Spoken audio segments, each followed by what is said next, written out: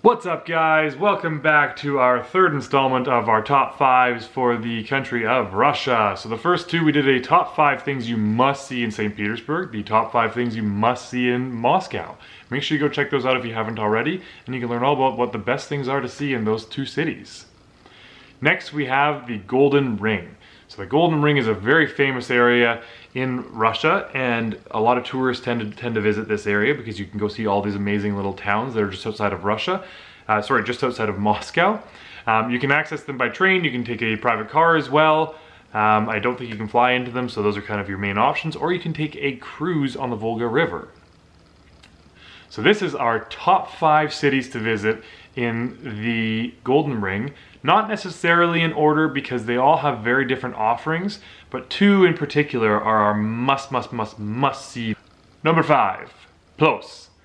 Plyos is a riverside town, and it's right on the Volga River, and it's sort of a famous area because of Isaac Levitan, which is an artist from Russia.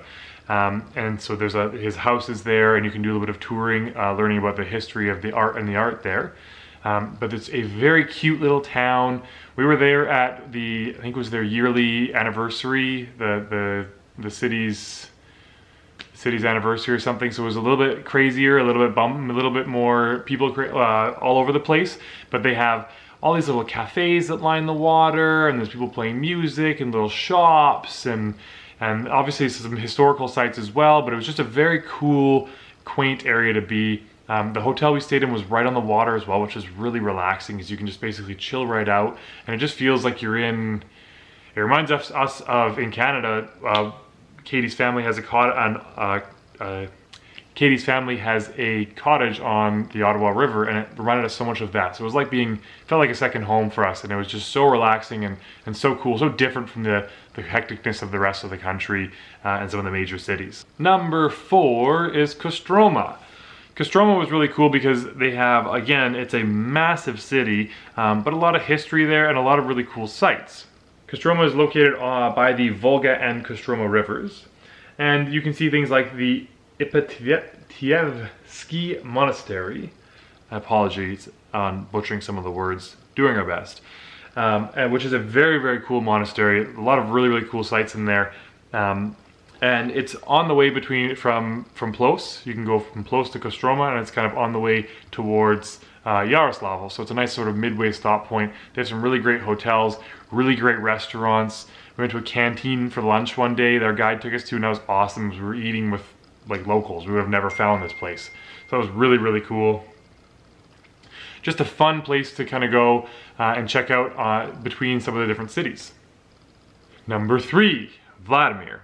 Unfortunately, we didn't get to spend a lot of time in Vladimir because we were moving pretty quickly through some of these cities. But Vladimir was really cool because of the deep history that the city has. This was the country's capital in the 12th and 13th centuries. It was visited by Vladimir the Great, the father of the Russian Orthodoxy.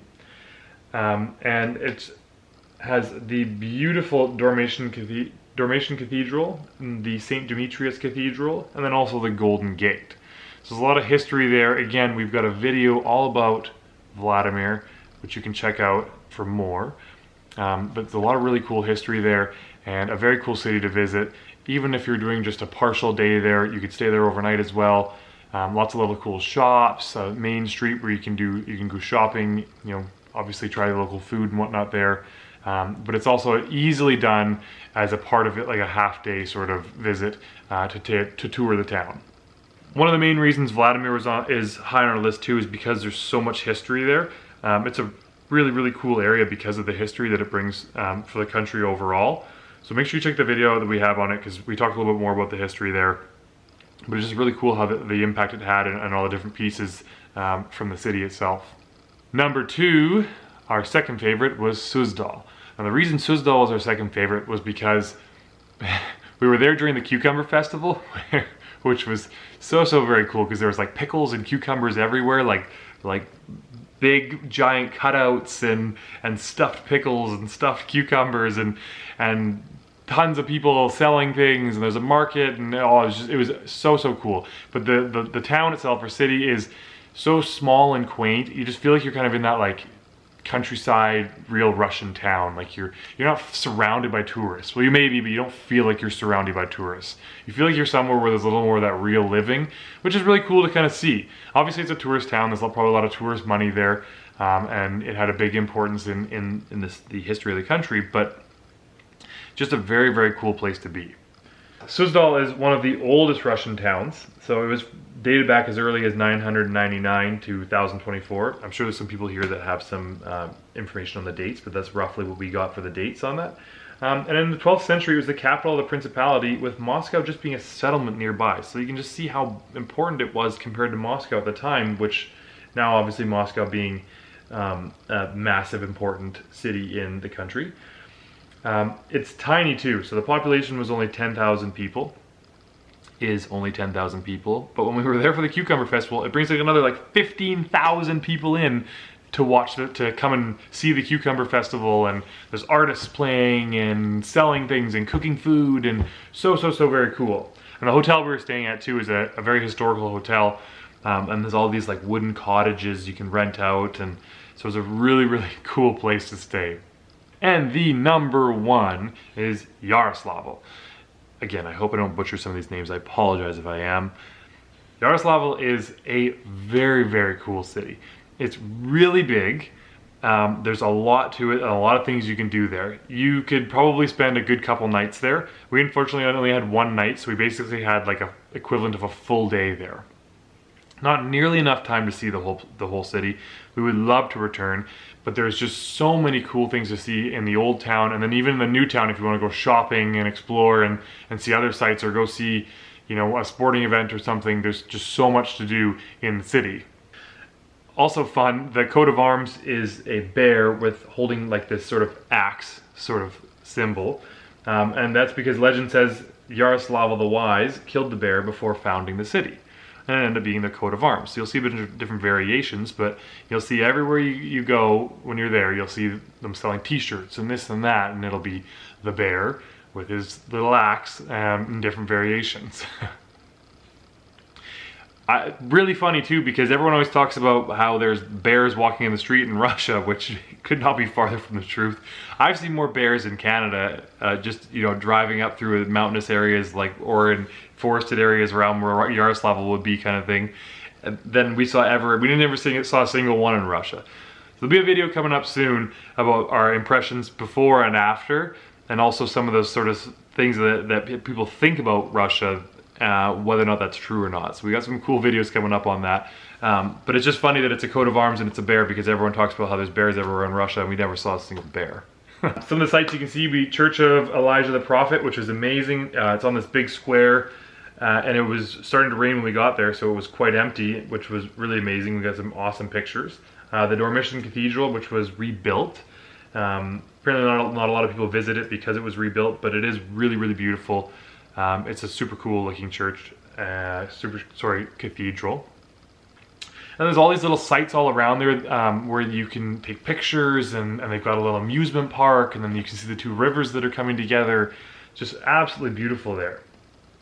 They also have the Volkov Theater, which is an institution and one of the most prestigious playhouses to perform in. So it's quite a very highly regarded area and very highly regarded playhouse, which is pretty cool.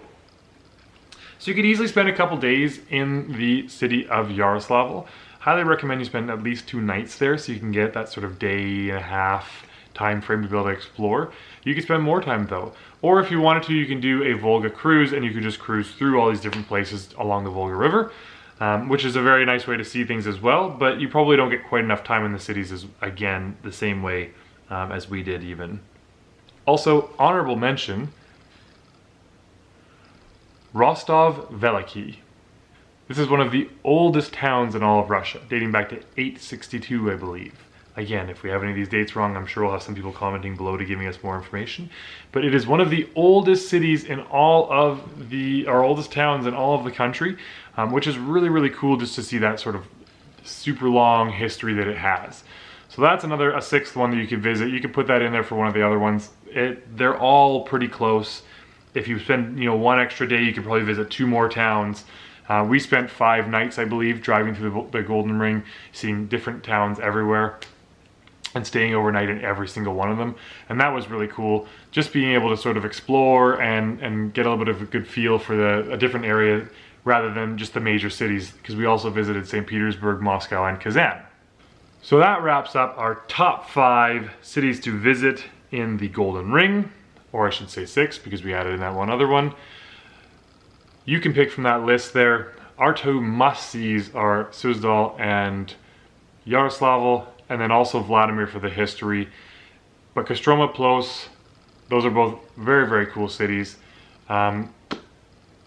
Easily could spend that, a week just touring through those areas. Make sure you take the time to go see these spots if you're already in Moscow. It's not far, not hard to go, and they are very incredible to visit.